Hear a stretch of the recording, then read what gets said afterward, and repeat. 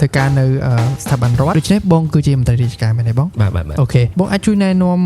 លម្អិតតិចបានទេការងារដែលបងធ្វើណាបច្ចុប្បន្នទាំងពីជំនាញឬក៏អីដែលបងអាចថាធ្វើការប្រចាំថ្ងៃអាចចែកម្លែកបន្តិចតើវា link វា connect ជាមួយនឹង public health សុខភាពសាធារណៈនឹងយ៉ាងដូចម្ដេចដែរបងអាចចែកម្លែកតិចបានទេបាទអរគុណ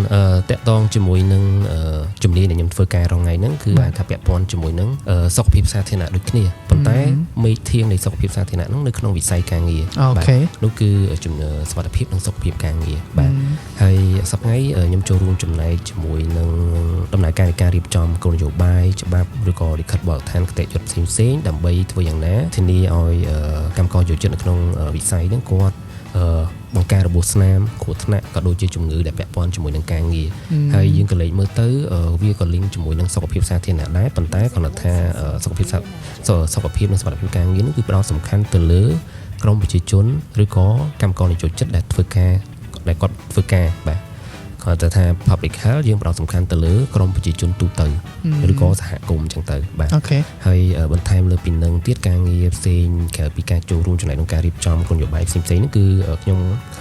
ចូលរួមជាគ្រូបណ្ដុះបណ្ដាលផ្នែកសុខភាពនិងសុខភាពការងារដែរនៅនៅខាងនោះគឺយើងមានមជ្ឈមណ្ឌលសុខភាពសុខភាពការងារដែលប្រើប្រាស់ជាអាចថាជាមជ្ឈមណ្ឌលគោលមួយក្នុងការផ្ដល់ការបណ្ដុះបណ្ដាលពាក់ព័ន្ធជាមួយនឹងសុខភាពការងារដល់កម្មករយោជិតឬក៏ភាគីពាក់ព័ន្ធផ្សេងៗទៀតនៅក្នុងវិស័យហ្នឹងហើយនៅកន្លែងហ្នឹងគឺយើងមានការសិក្សាទាំងបែបទ្រឹស្ដីហើយនិងការអនុវត្តជាក់ស្ដែងអញ្ចឹងយើងដឹងហើយថាពាក់ព័ន្ធជាមួយនឹងសុខភាពនិងសុខភាពវាអាចមានន័យថាដើម្បីឲ្យអ្នកដែលរៀនហ្នឹងគាត់ស្វែងយល់ជាពិសេសនិស្សិតអីហ្នឹងដើម្បីគាត់យល់ច្បាស់ហ្នឹងគឺគាត់ទាមទារឲ្យមានការសិក្សាទាំងបែបទ្រឹស្ដីនិងការអនុវត្តចូលគ្នាបាទហើយបន្ថែមមួយទៀតក៏ការងារដែលខ្ញុំធ្វើហ្នឹងក៏ពាក់ព័ន្ធជាមួយនឹងការចោះត្រួតពិនិត្យការអនុវត្តលក្ខខណ្ឌសុខភាពការងារផ្សេងៗនៅតាមរោងចក្រសហគ្រាសដែលស្ថិតនៅក្រោមដែនសមត្ថកិច្ចរបស់ក្រសួងគឺចោះទៅត្រួតពិនិត្យការអនុវត្តផងដែរបាទហើយការងារនៅក្នុងផ្នែកសុខភាពការងារហ្នឹងមានទូលំទូលាយប្រៀបបានដូចជាមួយនឹងសុខភាពសាធារណៈដែរបាទអូខេបងអរគុណច្រើនដែលបងបានជួយរៀបរាប់យ៉ាងក្បោះក្បាយហើយការងារបងមើលទៅ amazing មែនតើហើយ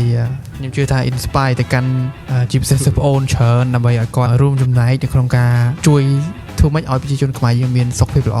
តាមរូបភាពផ្សេងៗគ្នាបាទអូខេ